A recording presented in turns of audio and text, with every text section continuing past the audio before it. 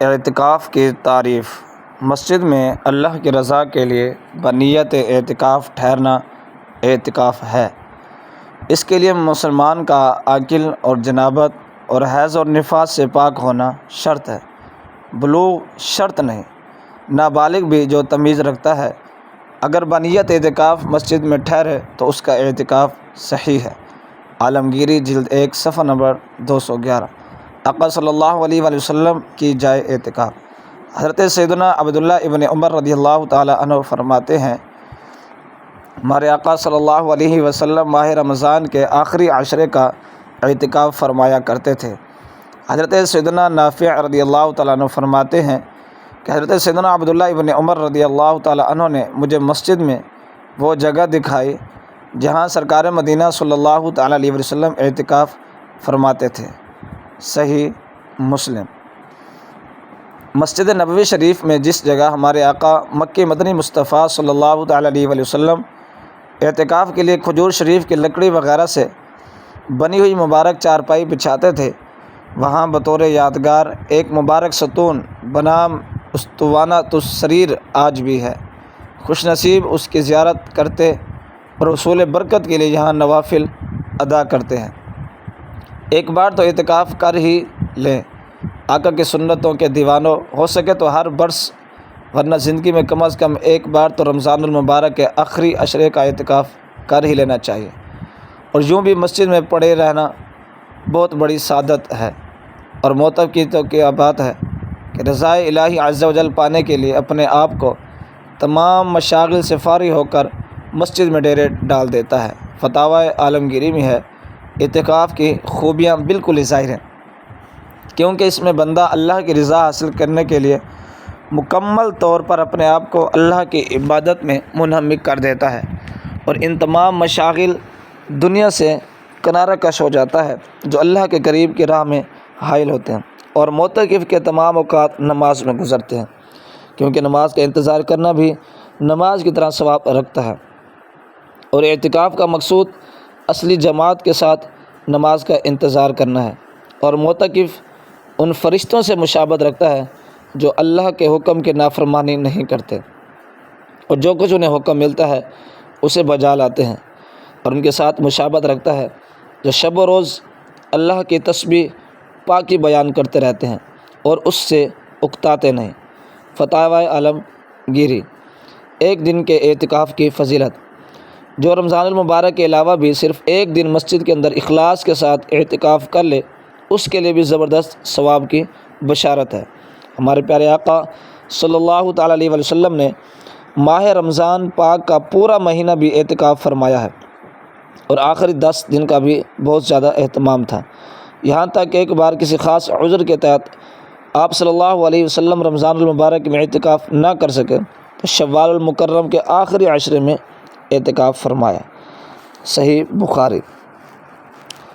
ایک مرتبہ سفر کی وجہ سے آپ صلی اللہ تعالیٰ علیہ وسلم کا اعتکاف رہ گیا تو اگلے رمضان شریف میں 20 دن کا اعتکاف فرمایا۔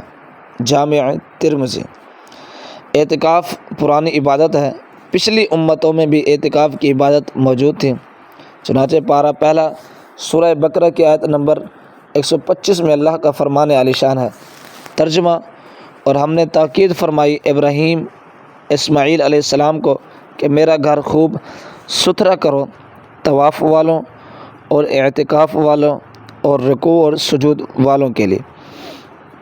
حضرت عائشہ رضی اللہ تعالیٰ عنہ فرماتی ہیں کہ رسول اللہ صلی اللہ علیہ وسلم رمضان المبارک کے آخری عشرے یعنی آخری 10 دن کا اعتکاف فرمایا کرتے، یہاں تک کہ اللہ عز و جل نے آپ صلی اللہ تعالیٰ علیہ وسلم کو وفات ظاہری عطا فرمائی۔ پھر آپ صلی اللہ تعالیٰ علیہ وسلم کے بعد آپ صلی اللہ علیہ وسلم کی ازواج مطہرات رضی اللہ تعالیٰ عنہا اعتکاف کرتی رہیں۔ صحیح بخاری۔ معتکف کے مسجد سے باہر نکلنے کی صورتیں۔ اعتکاف کے دوران 2 وجوہات کی بنا پر احاطہ مسجد سے باہر نکلنے کی اجازت ہے۔ نمبر 1 حاجت شرعی، نمبر 2 حاجت طبعی۔ نمبر 1 حاجت شرعی۔ حاجت شرعی یعنی جن احکام اور امور کی ادائیگی شرعاً ضروری ہو اور معتکف اعتکاف گاہ میں ان کو ادا نہ کر سکے، ان کو حاجات شرعی کہتے ہیں، مثلا نماز جمعہ اور اذان وغیرہ۔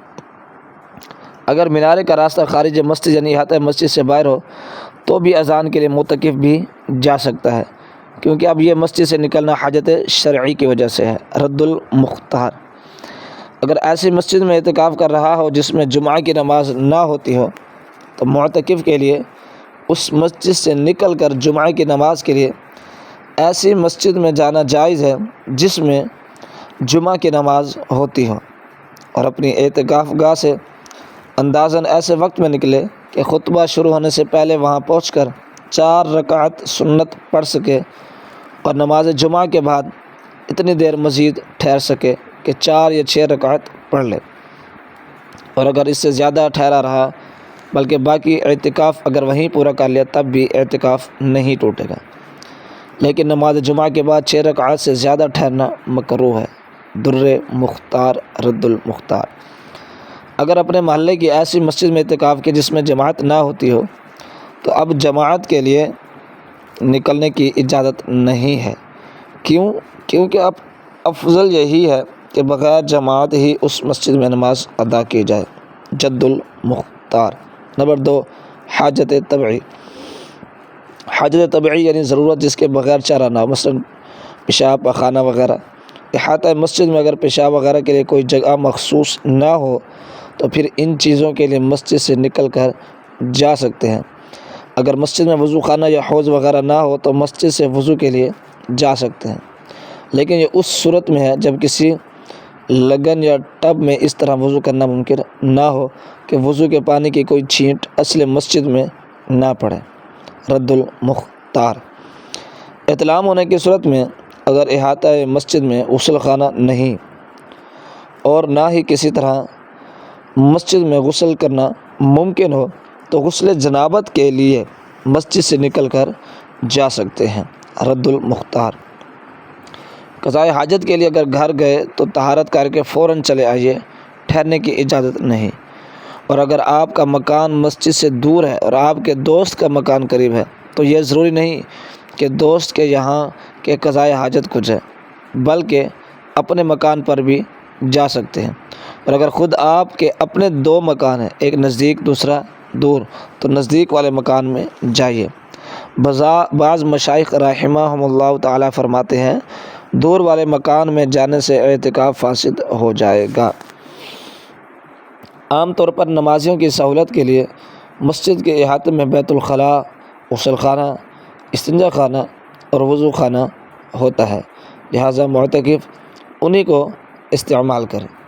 ہاں، بعض مساجد میں استنجا خانوں، غسل خانوں وغیرہ کے لیے راستہ احاطہ مسجد یعنی فنائے مسجد کے بھی باہر سے ہوتا ہے، تو لہٰذا ان استنجا خانوں اور غسل خانوں وغیرہ میں حاجت طبعی کے علاوہ نہیں جا سکتے۔